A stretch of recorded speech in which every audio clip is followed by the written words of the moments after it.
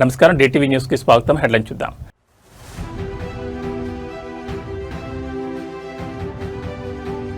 మహాలక్ష్మి ఉచిత ప్రయాణం super success.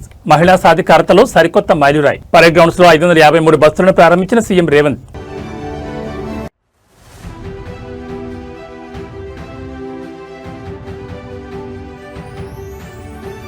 Visakha steel plant ప్రమాదంపై రాజకీయం వద్దు. కార్మిక నేతల తీరుపై మంత్రి నారా లోకేష్ తీవ్ర ఆగ్రహం.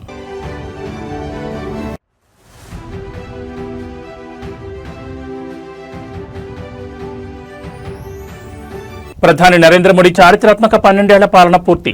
కేంద్ర కేబినెట్ ఘనంగా అభినందనలు.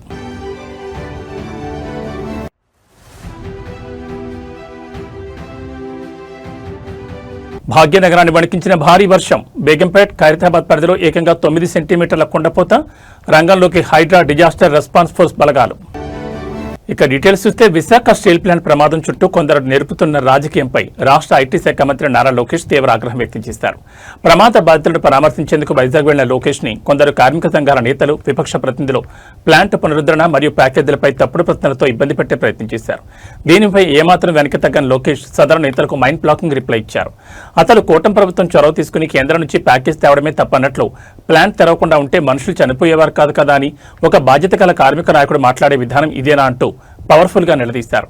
ప్రధానమంత్రి నరేంద్ర మోడీ, సీఎం చంద్రబాబు నాయుడు చొరవతో కేంద్ర ప్రభుత్వం విశాఖ స్టీల్ ప్లాంట్ పునరుద్ధరణ కోసం 15,000 కోట్ల భారీ బ్రెయిన్ చైల్డ్ ప్యాకేజీని ప్రకటించిందని లోకేష్ గుర్తు చేశారు. ఆ ప్యాకేజీ రావడం వల్లే ప్లాంట్లో ఉత్పత్తి మళ్లీ ప్రారంభమైందని, కార్మికులకు జీతాలు అందుతున్నాయని వాస్తవాలు వెల్లడించారు. ప్లాంట్లో ప్రమాదం జరగడం అత్యంత బాధాకరమని, అయితే కొందరు యూనియన్ లీడర్లు మీరు ప్యాకేజ్ ఇవ్వకుండా ప్లాంట్ తెరవకుండా ఉంటే ఈ ప్రమాదమే జరిగేది కాదు కదా, మనుషులు చనిపోయేవారు కాదు కదా అని అర్ధరహితంగా మాట్లాడడంపై లోకేష్ తీవ్ర అభ్యంతరం వ్యక్తం చేశారు. ఇదేనా మీరు మాట్లాడే విధానం? ప్లాంట్ ఎప్పటికీ మూతపడిపోవాలని మీరు కోరుకుంటున్నారంటూ వారిపై పవర్ఫుల్ గా విరుచుకుపడ్డారు. రాజకీయం పక్కన పెట్టి బాధితులను ఆదుకోవడమే కూటమి ప్రభుత్వం మొదటి ప్రాధాన్యతని లోకేష్ స్పష్టం చేశారు. మృతి చెందిన పర్మనెంట్ కాంట్రాక్ట్ ఉద్యోగుల కుటుంబాలకు 2 కోట్ల వరకు పూర్తి ఆర్థిక సహాయం, ఇంట్లో ఒకరికి శాశ్వత ప్రభుత్వ ప్లాంట్ ఉద్యోగం, పిల్లల చదువు బాధ్యతలను తామే తీసుకుంటున్నట్లు భరోసా ఇచ్చారు. ప్రైవేటీకరణ జరగకుండా ఆపిన స్టీల్ ప్లాంట్ ఒకటి కూడా లేదు. అలాంటిది విశాఖ ఉక్కు కేవలం 1 and only ఎన్డీఏ ప్రభుత్వం ఆపింది. ఎందుకంటే మనకి ఎమోషన్ అటాచ్. మనం కాపాడుకున్నాం, కార్మికులు చూసుకునే బాధ్యత నాది. ఈరోజు కార్మిక సంఘాల నాయకులే ఎంత బాధ వేసినట్టు వాళ్ళు మాట్లాడే విధానం చూసి, డబ్బులు ఇచ్చేయండి, డబ్బులు ఇచ్చేయండి అంటే డబ్బులు ఇచ్చి చేతులు దులుపుకుని వెళ్ళిపోమంటారు మమ్మల్ని. అదా మా బాధ్యత? నేనేమన్నా కుటుంబాలను మేము ఆదుకుంటాం, ఎస్ ఎక్స్గ్రేషియా ఇస్తామని చెప్పాం అంటే ఎలాంటి డౌట్ లేదు. ఒక ఆయన ఏమన్నాడంటే విచిత్రం, ఒక కార్మిక నాయకుడు ఏమన్నాడంటే అసలు మీరు ప్యాకేజ్ ఇవ్వకుండా ఉంటే ప్లాంట్ తెరిసేది కాదు కదా, ప్లాంట్ తెరుచుకుని ఉంటే మనిషి చనిపోయాడు కాదు కదా. మాట్లాడే విధానం అండి ఇదే. మీడియా మిత్రులు, ప్రజలు కూడా ఆలోచించండి దయచేసి, ఏంటిది? ఆంధ్రుల హక్కు విశాఖ స్టీల్ ప్లాంట్ పరిరక్షణ ఉద్యమంలో జనసేన అధినేత AP deputy CM Pawan Kalyan పాత్రపై ఇప్పుడు సోషల్ మీడియా వేదిక ఒక పవర్ఫుల్ డిబేట్ నడుస్తోంది. అధికారంలో ఉన్నా లేకపోయినా మాట తప్పకుండా కార్మికుల వెంటే నిలబడిన ఏకైక నాయకుడు పవన్ కళ్యాణ్ అంటూ నెట్జన్లు పాత కొత్త విజువల్స్ ను మైండ్ బ్లాకింగ్ రీతిలో ట్రెండ్ చేస్తున్నారు. నాడు ప్రతిపక్షంలో ఉండి విశాఖ గడ్డపై కార్మికులకు మద్దతుగా నిలిచిన జనసేనాని గత వైసీపీ ప్రభుత్వ హయాంలో స్టీల్ ప్లాంట్ ప్రైవేటీకరణ అంశం తెరపైకి వచ్చినప్పుడు పవన్ కళ్యాణ్ స్వయంగా విశాఖకు తరలివెళ్లి కార్మిక సంఘాల బహిరంగ సభలో పాల్గొని అండగా నిలిచారు.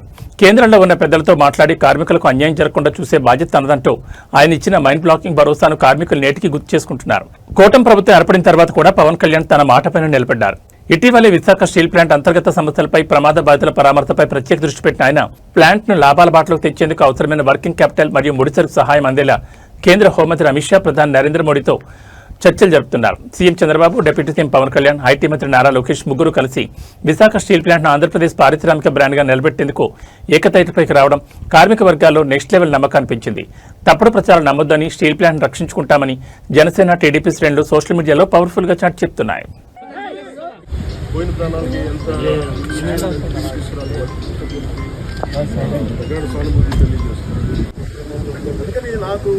స్టీల్ ప్లాంట్ చాలా అద్భుతంగా ఉండాలి, ఇలాంటి ప్రమాదాలు జరగకూడదని తెలంగాణలో కోట్లాది మంది మహిళల ఆర్థిక సాధికారతకు ముఖ్యమంత్రి రేవంత్ రెడ్డి పరేడ్ గ్రౌండ్స్ వేదిక ఒక పవర్ఫుల్ రోడ్ మ్యాప్ ఆవిష్కరించారు. రాష్ట్ర చరిత్రలోని మునుపెన్నడూ లేని విధంగా మండల మహిళా సమాఖ్యల పూర్తి యాజమాన్య పర్యవేక్షణలో నడవబోయే ఏకంగా 553 సరికొత్త ఆర్టీసీ బస్సులను ముఖ్యమంత్రి జెండా ఊపి ఘనంగా ప్రారంభించారు. మహిళలు కేవలం బస్సుల్లో ఉచితంగా ప్రయాణించడమే కాదు, ఇకపై బస్సులు బోనర్లుగా మారి లాభాలు ఆర్జించాలని కాన్సెప్ట్ తో కాంగ్రెస్ ప్రభుత్వం ఈ పవర్ఫుల్ నిర్ణయం తీసుకుంది. రాష్ట్ర వ్యాప్తంగా ఉన్న మండల మహిళా సమాఖ్యలకు బ్యాంక్ లింకేజ్ మరియు ప్రభుత్వ సబ్సిడీల ద్వారా ఈ 553 బస్సులను కేటాయించారు. ఈ బస్సుల ద్వారా వచ్చే ఆదాయం నిర్వహణ అంతా మహిళా సంఘాల చేతుల్లోనే ఉంటుంది. గ్రామీణ రోడ్లలో రవాణా కష్టాలను తీరుస్తూనే మహిళలకు ఉపాధి కల్పించడమే దీని అసలు లక్ష్యం. సికింద్రాబాద్ పరేడ్ గ్రౌండ్స్ వేదికగా వందలాది మంది ఇందిరమ్మ మహిళా సంఘాల ప్రతినిధుల సమక్షంలో సీఎం రేవంత్ రెడ్డి సరికొత్త బస్సుల కాన్వాయ్ను ప్రారంభించారు. ఈ కార్యక్రమంలో మంత్రులు, ఆర్టీసీ ఉన్నతాధికారులు పాల్గొనగా పచ్చని రంగుతో అలంకరించిన బస్సులు వరుసగా కదులుతుంటే పరేడ్ గ్రౌండ్స్ పరిసరాలు పవర్ఫుల్ విజువల్స్ తో కనిపించేశాయి. ఇప్పటికే రాష్ట్రంలో మహిళలకు ఉచిత బస్సు ప్రయాణం సదుపాయం సూపర్ సక్సెస్ కాగా ఇప్పుడు నేరుగా మహిళా సమాఖ్యల ఆధ్వర్యంలోని వందలాది బస్సులు రోడ్డెక్కడం ప్రభుత్వానికి ప్రజల్లో మైలేజ్ ఇస్తుందని విశ్లేషకులు భావిస్తున్నారు. ఈ బస్సుల ద్వారా మారుమూల గ్రామాలకు కూడా రవాణా సౌకర్యం మరింత మెరుగుపడనుంది. 3 రంగుల జెండా బట్టి సింగమోలే కదిలినాడు ఒక్కరో కాంగ్రెస్ సూర్యుడు మన రేవంత్ అన్న నిగ్గదీసి అడిగే మునగాడు. వీడు భూమిన వానైతాడు బీద సాదల ధైర్యం వీడు దొంగ దొరల భరతం పడతాడు. మన రేవంత్ అన్న పేద ఇంటికి పండుగ తెస్తాడు. సోనియమ్మ దివెనతోని రాహులన్న సైనికుడయ్యి పెద్ద కొడుకై యుద్ధం చెయ్య సిద్ధమాయే రేవంత్ అన్న.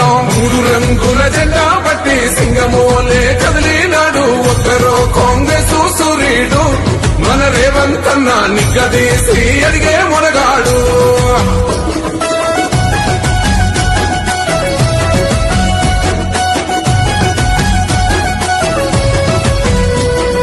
దాడులెన్ని జరిగిన గాని దడువలేదు రేవంత్ అన్న గంతకంతా ఎత్తుకు ఎదిగాడో.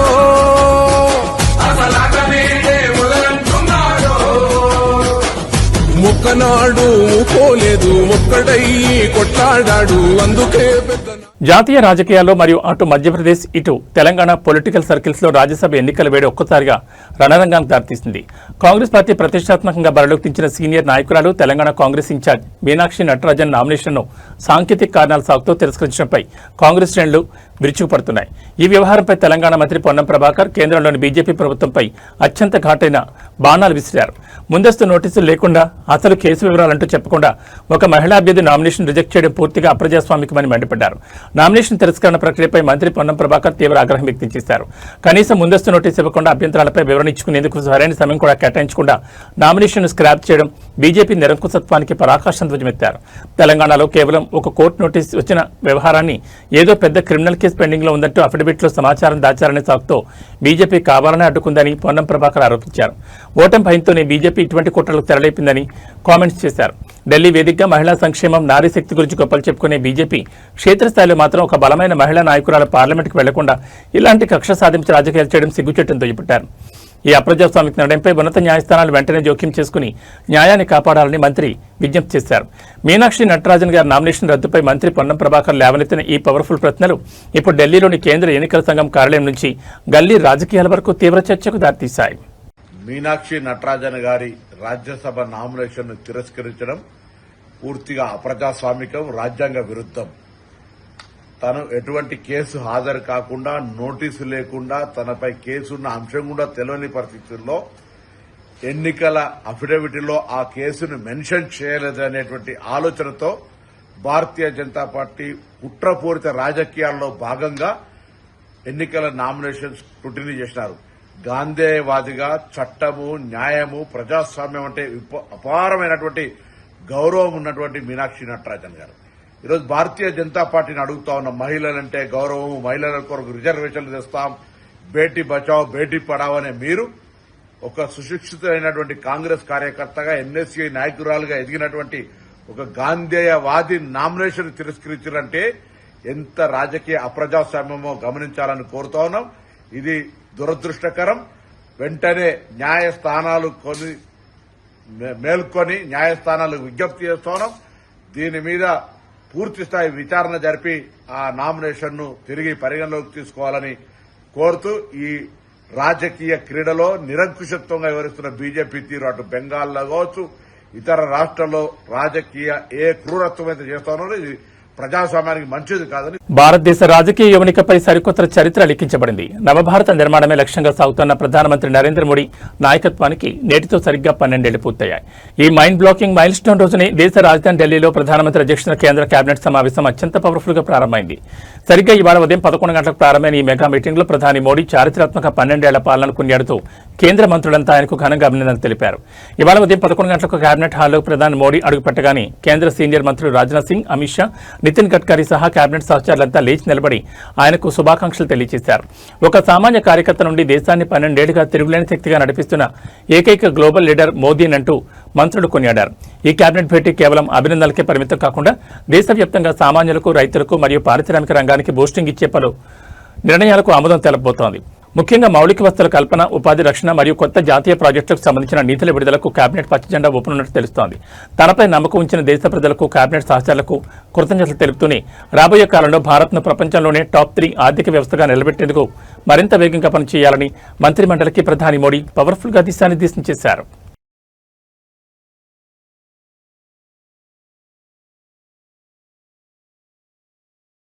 ఆంధ్రప్రదేశ్లో కూటమి ప్రభుత్వం విద్యా వ్యవస్థను బలోపేతం చేస్తామని, ఉపాధ్యాయులకు పూర్తి గౌరవం ఇస్తామని చెబుతున్న మాటలకు క్షేత్రస్థాయిలో కొందరు అధికారులు తూట్లపడుతున్నారు. పొట్టి శ్రీరాములు నెల్లూరు జిల్లాలో ఒక ప్రభుత్వ ఉపాధ్యాయుడికి స్థానిక మండల విద్యాశాఖ అధికారికి నుంచి ఎదురవుతున్న నరకప్రాయమైన వేధింపుల ఉదంతం ఇప్పుడు సంచలనంగా మారింది. గత 3 సంవత్సరాలుగా సదర్ ఎంఈఓ ఆ టీచర్ను మానసికంగా, పరిపాలనా పరంగా తీవ్ర ఇబ్బందులు గురిచేస్తున్నారంటూ సంచలన ఆరోపణలు వెలుగుచూశాయి. సమాజానికి జ్ఞానాన్ని పంచే గురువు ఇలా రోడ్డున పడి బాధపడడం ఏమాత్రం మంచిది కాదంటూ ఉపాధ్యాయ సంఘాలు గర్జిస్తున్నాయి. నెల్లూరు జిల్లాకు చెందిన సదరు ఉపాధ్యాయుడు గత 3 ఏళ్లుగా స్థానిక ఎంఈఓ వేధింపుల వల్ల తీవ్రమైన మానసిక ఒత్తిడిని అనుభవిస్తున్నారు. సెలవుల మంజూరు, సర్వీస్ రిజిస్టర్ పనులు, లీవ్ శాలరీస్ వంటి చిన్న అడ్మినిస్ట్రేటివ్ విషయాల్లో కూడా సదరు అధికారి కావాలని సతాయిస్తున్నట్లు ఆరోపణలున్నాయి. విధి నిర్వహణలో ఎలాంటి లోటు లేకుండా పనిచేస్తున్నప్పటికీ తనను వ్యక్తిగతంగా లక్ష్యంగా చేసుకుని ఇబ్బంది పడుతున్నారంటూ ఆ ఉపాధ్యాయుడు ఆవేదన వ్యక్తం చేసిన విజువల్స్ నెట్టింట వైరల్ అవుతున్నాయి. చదువు చెప్పాల్సిన గురువు క్లాస్ రూమ్లో ప్రశాంతంగా ఉండలేకపోతే విద్యార్థుల భవిష్యత్తు ఏం కావాలని స్థానిక తల్లిదండ్రులు ప్రశ్నిస్తున్నారు. నెల్లూరు జిల్లాలో వెలుగు చూసిన ఈ ఉపాధ్యాయుడి బాధ రాష్ట్ర వ్యాప్తంగా ఉన్న విద్యాశాఖ ఉన్నతాధికారుల వరకు చేరింది. మరి విద్యాశాఖ డైరెక్టర్ మరియు జిల్లా కలెక్టర్ ఈ అంశంపై ఎలాంటి యాక్షన్ ప్లాన్ తీసుకుంటారో చూడాలి.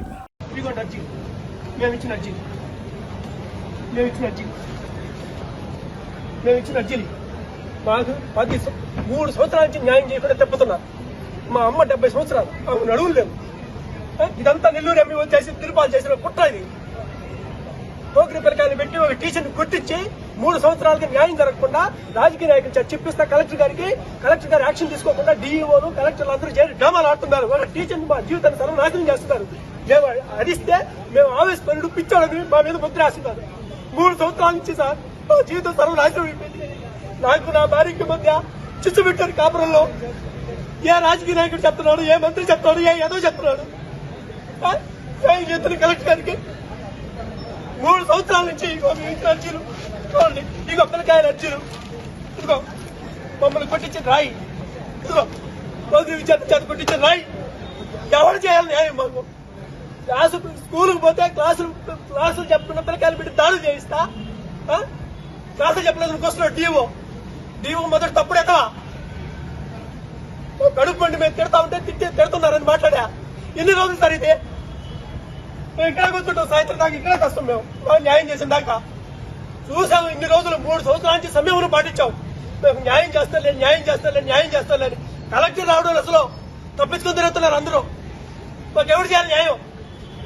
కోర్టు పోతే అడ్వకేట్లు కొరిపాలు అవుతున్నాడు అతను తిరుపాలు. నెల్లూరు ఎంఏ చేసిన అరాచకాలు ఇగో రాండి చూడండి, అందరూ చూడండి. పోలీసులు దొంగ ఎఫ్ఐఆర్ కట్టారు. కూర్చోను. పోలీసులు దొంగ ఎఫ్ఐఆర్ కట్టారు. ఇదిగో రాయి పెట్టి పిల్లకాయలు, పోకిరి పిల్లకాయలు పెట్టి రాళ్లతో కొట్టిస్తే ఇదిగో రాయి ఎవిడెన్స్, మొత్తం ఎవిడెన్స్. ఇక పిల్లకాయలు రాయించిన లెటర్స్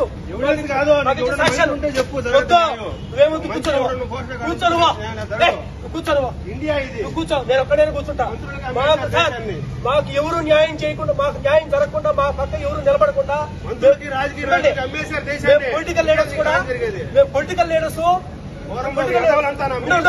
పొలిటికల్ లీడర్స్ చెప్పి లోకల్ పొలిటికల్ లీడర్స్ బతిలాడుకుంటే వాళ్ళు రానియకుండా మా గురించి చెడుగా చెప్తా మా జీవితాన్ని నాశనం చేయాలని చూస్తున్నారు. చూడండి ఎవిడెన్స్ ఏమి ఉన్నాయో. మొత్తం పిల్లకాయలు అడుగుడు పోయి మేము ఎట్ట చదువు చెప్పామో. 18 సంవత్సరాలు మేము సిన్సియర్ గా చదువు చెప్తే ఈ రోజుకి యాక్షన్ లేదో. ఒక్కరి మీద నేరం చేసిన టీచర్లందరినీ తప్పిస్తున్నారు. డిఈఓ ప్రధాన కుట్రదారుని తప్పించాడు. అసలు విశాఖ స్టీల్ ప్లాంట్ దురదృష్టకర ప్రమాదం ఏపీ రాజకీయాల్లో నెక్స్ట్ లెవెల్ పొలిటికల్ రంగానికి దారితీసింది. స్టీల్ ప్లాంట్ వేదికగా కూటమి మంత్రులు పవన్ కళ్యాణ్, నారా లోకేష్ ఆడుతున్న శవ రాజకీయాలపై వైసీపీ విరుచుకుపడింది. వైసీపీ జిల్లా అధ్యక్షుడు మాజీ మంత్రి పేర్ని నాని ప్రెస్ మీట్ వేదికగా జనసేనాని పవన్ కళ్యాణ్పై విమర్శనాస్త్రాలు సంధించారు. పవన్ కళ్యాణ్ రాజకీయాల కోసం ఎంత దిగజారైనా మాట్లాడతారు. అబద్దాలను పవర్ఫుల్ గా ప్రచారం చేయడంలో ఆయన నెక్స్ట్ లెవెల్ అంటూ పేర్ని నాని పక్కా ఆధారాలతో నిలదీశారు. పేర్ని నాని మాట్లాడుతూ స్టీల్ ప్లాంట్ను కాపాడింది తామేనంటూ కూటమి నేతలు అబద్దాలు చెప్తున్నారని మండిపడ్డారు. పవన్ కళ్యాణ్ తన పొలిటికల్ మైలేజ్ కోసం కార్మికుల ప్రాణాలను, ప్లాంట్ భవిష్యత్తును పణంగా పెట్టి కేంద్ర పెద్దల ముందు మోకరిల్లుతున్నారని ఆరోపించారు. కేంద్రం 100% ప్రైవేటీకరణ చేయాలని పట్టుబట్టినప్పుడు నాటి ముఖ్యమంత్రి వైఎస్ జగన్మోహన్ రెడ్డి అసెంబ్లీ సాక్షిగా ప్రైవేటీకరణకు వ్యతిరేకంగా తీర్మానం ఆమోదించి కేంద్రానికి పంపిన హిస్టరీని నాని గుర్తు చేశారు. జగనన్న ప్లాంట్ రక్షణ కోసం అంతగా పోరాడితే నేడు పవన్ కళ్యాణ్ సిగ్గు లేకుండా వైసీపీపై బురద జల్లడం వెంటనే నిలదీశారు. ప్లాంట్లో జరిగిన ప్రమాదంపై మాట్లాడుతూ 22 మంది చేయాల్సిన పనిని కేవలం 11 మందితో చేయించడం వల్లే ఈ ఘోరం జరిగిందన్నారు. గత 2 ఏళ్లుగా కేంద్రం వీఆర్ఎస్ పేరుతో అనుభవజ్ఞులైన కార్మికులను బలవంతంగా పంపించి తక్కువ జీతాలకు అనుభవం లేని వారితో పని చేయించడం వల్లే ఈ విషాదం జరిగిందని, దీనికి కేంద్ర రాష్ట్ర ప్రభుత్వాల నిర్లక్ష్యమే కారణమని నిజాలు వెల్లడించారు. పవన్ కళ్యాణ్ గారు మీడియాతో మాట్లాడుతూ ఈరోజు విశాఖపట్నంలో పవన్ కళ్యాణ్ గారు మీడియాతో మాట్లాడుతూ ఏం మాట్లాడతారు? జగన్మోహన్ రెడ్డి గారు ముఖ్యమంత్రిగా ఉండగా అంట స్టీల్ ప్లాంట్ని అమ్మేద్దామని చూశాడంట. స్టీల్ ప్లాంట్ని అమ్మేద్దామని చూశాడంట. ఈయన ఏదో కాగితం మీద రాసుకెళ్ళి సెంట్రల్ హోమ్ మినిస్టర్ గారికి ఇవ్వగానే వెంటనే ఆపేశారంట. మాట్లాడటానికి అంటే రాజకీయాల కోసం ఎంత దిగజారైనా పవన్ కళ్యాణ్ గారు ఏమైనా మాట్లాడతాడు, ఏమైనా చేస్తాడు. ఇంకా పవన్ కళ్యాణ్ గారు ఇది దుర్మార్గం కదా మీరు మాట్లాడేది, నీచం కూడా కదా అది. చూడండి కేంద్ర మంత్రి గారు ఏం మాట్లాడుతున్నాడు, ఏమని చెప్పాడు కేంద్ర మంత్రి గారు? In Covid period 2018-19 and 2020-21 they earned the profit of 92 crores and 930 crores in that 2 years. But ultimately in 2021 January, I think, our Deepam, they have decided to disinvestment for 100%. To go for the selling of the unit to privatize the unit 100%. But during that time, Andhra government, they have passed a resolution in the Andhra Assembly opposing this disinvestment decision. Even though downfall was there, in COVID period, 2018 కేంద్ర మంత్రి గారు 2025లో చెప్పాడు ఈ మాట. 2025 జనవరిలో విశాఖపట్నం వచ్చి చెప్పాడు. ఏమని? ఆ రోజు కేంద్ర ప్రభుత్వం మొత్తం దీన్ని అమ్మేయడానికి నిర్ణయం తీసుకుంది, 100% అమ్మేయడానికి నిర్ణయం తీసుకుంది. జగన్మోహన్ రెడ్డి గారి ప్రభుత్వం అసెంబ్లీలో తీర్మానం చేసింది, కార్మిక సంఘాలు గొడవలు చేసినాయి, అప్పటి నుంచి ఆగిపోయి ఉంది ఇది. అంతేగాని కేంద్ర ప్రభుత్వం అనేది వెనక్కి తీసుకోవడం కూడా జరగలేదు ఇప్పుడు దాకా. గ్రేటర్ హైదరాబాద్ ను వానదేవుడు కరుణించాడు. నగరంపై ఒక్కసారిగా విరిచిపడిన భయంకరమైన వర్షం భాగ్యనగరాన్ని చెరువులా మార్చేసింది. బేగంపేట, ఖైరతాబాద్, సచివాలయం పరిసర ప్రాంతాల్లో ఏకంగా 9 సెంటీమీటర్ల మైండ్ బ్లాకింగ్ వర్షం పడడంతో వీఐపీ రోడ్లన్నీ మోకాళ్లలోతు నీటిలో మునిగిపోయాయి. ఈ అత్యవసర తరుణంలో నగర ప్రజలను కాపాడేందుకు హైడ్రా డిజాస్టర్ రెస్పాన్స్ ఫోర్స్ సిబ్బంది పవర్ఫుల్ గా రంగంలో దిగారు. హైడ్రా కమిషనర్ ఏబీ రంగనాథ్ స్వయంగా క్షేత్రస్థాయిలో పర్యటిస్తూ ట్యాంక్ బండ్ సెక్రటరియట్ వద్ద నిలిచిన వరద నీటిని, విరిగిపడిన వృక్షాలను యుద్ధ ప్రాతిపదికన తొలగింపు చేస్తున్నారు. ట్యాంక్ బండ్ మీద సికింద్రాబాద్ వైపు వెళ్లే ప్రధాన రహదారిపై మోకాళ్ల లోతు నీరు నిలిచిపోవడమే కాకుండా భారీ వృక్షం కూలిపోవడంతో కిలోమీటర్ల మేర ట్రాఫిక్ స్తంభించింది.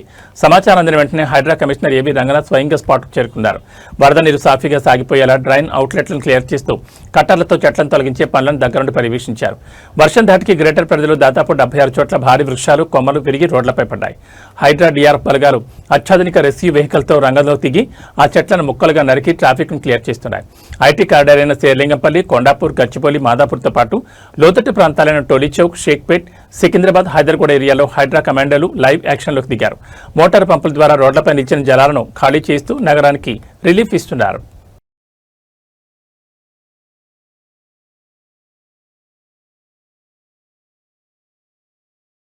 తెలంగాణ రాజకీయ మరియు సామాజిక చరిత్రలో జూన్ 9వ తేదీ ఒక అద్భుత ఘట్టానికి వేదికగా నిలిచింది. సికింద్రాబాద్ పరేడ్ గ్రౌండ్స్ లో నిర్వహించిన మహిళా శక్తి వారోత్సవాల ముగింపు సభ నిజంగానే ఆడబిడ్డల అజేయమైన శక్తికి అద్దం పట్టింది. సభ ప్రారంభ సమయానికి నగరాన్ని ముంచెత్తిన భారీ కొండపర్త వర్షంలోనూ రాష్ట్ర వ్యాప్తంగా తరలివచ్చిన వేలాది మంది స్వయం సహాయక సంఘాల మహిళలు ఏమాత్రం వెనుకడుగు వేయకుండా వర్షంలోనే తడుస్తూ సభలో కూర్చుని తమ ఐక్యతను చాటారు. ఈ అపూర్వ దృశ్యాన్ని చూసి చలించిపోయిన ముఖ్యమంత్రి రేవంత్ రెడ్డి మహిళలతో పెట్టుకున్న ఎవరూ అధికారంలో ఉండలేరు అంటూ విపక్షాల గుండెల్లో రైలు పరిగెత్తించేలా గర్జన చేశారు. బస్సుల లాంచింగ్ సమయంలో కొండపోతగా వర్షం పడడంపై సీఎం రేవంత్ రెడ్డి ఎంతో హుందాగా స్పందించారు. ఈ వర్షం అడ్డంకి కాదు, మహిళా లోకానికి ఆ వరుణదేవుడు స్వయంగా అందించిన పవర్ఫుల్ ఆశీస్సులని అభివర్ణించారు. ఇంతటి ప్రతికూల వాతావరణంలోనూ కదలకుండా కూర్చున్న మహిళలకు ఓపికకు ఆయన శిరస్సు వంచి నమస్కరించారు. మహిళలను కేవలం చిన్న వ్యాపారాలకే పరిమితం చేయకుండా కోటీశ్వరం చేయడమే తమ లక్ష్యమని సీఎం స్పష్టం చేశారు. ఇందులో భాగంగానే 553 సరికొత్త ఆర్టీసీ బస్సుల నిర్వహణను మహిళా సంఘాలకు అప్పగిస్తూ జెండా ఊపారు.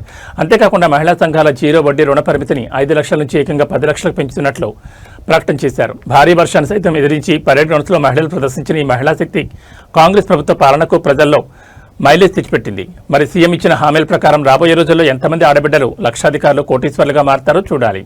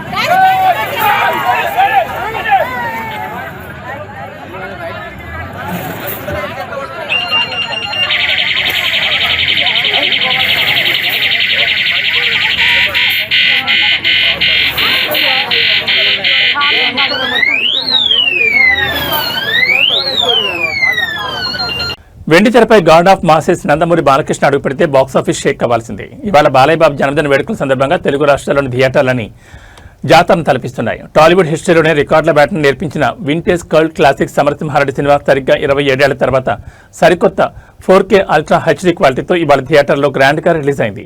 ఉదయం అటు నుంచే నందమూరి అభిమానులు థియేటర్ల వద్ద కొబ్బరికాయలు కొడుతూ స్క్రీన్ల ముందు పేపర్లు విసురుతూ జరిపిన లైవ్ హంగామా ఇప్పుడు సోషల్ మీడియాను పూర్తిగా షేక్ చేస్తోంది. థియేటర్లో నందమూరి లోకోద్ధారక అనే పవర్ఫుల్ సాంగ్ రాగానే థియేటర్ల రూఫులు బద్దలైపోయేలా ఫ్యాన్ తలుపులతో హోరెత్తించారు. హీరోయిన్లు సిమరాన్, అంజలా జవేర్లతో బాలయ్య బాబు వేసిన గ్రేస్ఫుల్ స్టెప్లకు మణిశర్మ అందించిన మైండ్ బ్లాకింగ్ బ్యాక్గ్రౌండ్ స్కోర్కు థియేటర్ లోపల యువత మాస్ డాన్సులతో బీభత్సం సృష్టిస్తున్నారు. దివంగత నటుడు జయప్రకాష్ రెడ్డి రాయలసీమ యాస విలనిజం, దానికి పోటీగా బాలయ్య బాబు తొడగొట్టి చెప్పే పవర్ఫుల్ డైలాగులు, యాక్షన్ సీక్వెన్స్లు వస్తుంటే స్క్రీన్ల ముందు పేపర్లు విసురుతూ ఫ్యాన్స్ పూనకాలతో ఊగిపోతున్నారు. కొత్త సినిమాలకు రాని రేంజ్లో థియేటర్ల వెలుపల భారీ కటౌట్లు, బాణసంచా కాలుస్తూ పండగ వాతావరణాన్ని తీసుకొచ్చారు. అటు సమరసింహారెడ్డి రీ రిలీజ్ హ్యాపీనెస్ ఒకవైపు ఉంటే, ఇటు బాలయ్య బర్త్డే స్పెషల్ గా గోపిచంద్ మల్లేని కాంబినేషన్లో రాబోతున్న ప్రతిష్టాత్మక చిత్రం NBK 111 నుంచి విడుదలైన mind blocking glimpse visuals Nandamuri అభిమానులకు పవర్ఫుల్ డబుల్ ట్రీట్ ఇచ్చాయి. బంగారం, వెండి కొనాలనుకునే నగర ప్రజలకు ఇవాళ ఒక మైండ్ బ్లాకింగ్ గుడ్ న్యూస్ అందింది. గత కొన్ని వారాలుగా ఆకాశమే హద్దుగా పెరుగుతూ లక్షల మారుతాటిన పసిడి ధరలు ఇవాళ మార్కెట్లో కుప్పకూలాయి. హైదరాబాద్ బులియన్ మార్కెట్ చరిత్రలోనే అత్యంత భారీ పతనాల్లో ఒకటిగా నిలిచేలా ఇవాళ ఉదయమే బంగారం ధరలు వేలల్లో దిగివచ్చాయి. అటు 24 క్యారెట్ల స్వచ్ఛమైన బంగారం, ఇటు ఆభరణాల తయారీకి వాడే 22 క్యారెట్ల పసిడితో పాటు వెండి ధర కూడా ఊహించని రీతిలో భారీగా క్షీణించింది. హైదరాబాద్లో ఇవాళ అత్యంత నాణ్యమైన 24 క్యారెట్ల 10 గ్రాముల బంగారం ధర ఏకంగా 4,300 పతనమై 1,48,860 మార్కు చేరింది. నిన్నటి వరకు కొండే కూర్చున్న ధర ఇవాళ ఒక్కసారిగా వేలలో తగ్గడంతో పెట్టుబడిదారులు షాకు గురవుతున్నారు. సామాన్యులు ఎక్కువగా కొనుగోలు చేసే ఆభరణాల 22 క్యారెట్ల 10 గ్రాముల బంగారం ధర కూడా ఇవాళ 3,950 మేర భారీగా తగ్గింది. దీంతో మార్కెట్లో ప్రస్తుత రేటు 1,36,450 పలుకుతోంది. పసిడి ప్రియులకు ఇది ఒక రకంగా పవర్ఫుల్ బూస్టింగ్ అని చెప్పాలి. పసిడి కంటే వేగంగా ఇవాళ వెండి ధర మార్కెట్లో కుప్పకూలింది. ఒకే రోజు ఏకంగా 10,000 మేర పతనమై కేజీ సిల్వర్ రేటు ప్రస్తుతం 2,60,000 పడిపోయింది. తెలుగు రాష్ట్రాల్లోని వివిధ నగరాలు, ప్రాంతాలను బట్టి ఈ ధరల్లో స్వల్పంగా తేడాలుండే అవకాశం ఉందని నిపుణులు చెబుతున్నారు. హైదరాబాద్తో పాటు దేశవ్యాప్తంగా బులియన్ మార్కెట్లను షేక్ చేసిన ఈ భారీ ధరల తగ్గింపు జ్యువెలరీ షాపులకు కస్టమర్ల తాకిడిని మైండ్ బ్లాకింగ్ రీతిలో పెంచబోతోంది.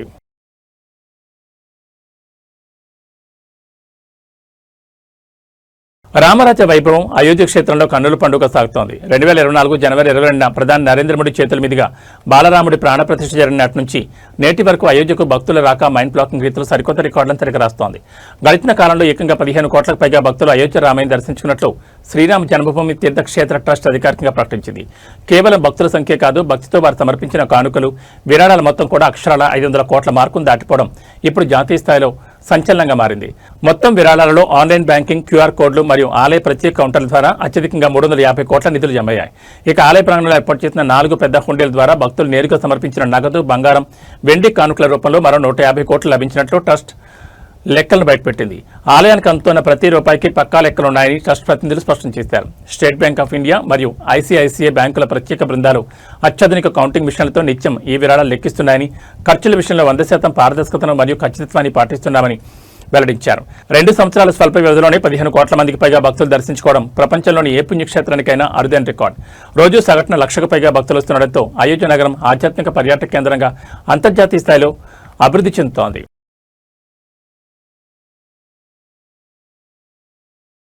ఏబీ బులెటిన్ విశేషాలు. నమస్కారం.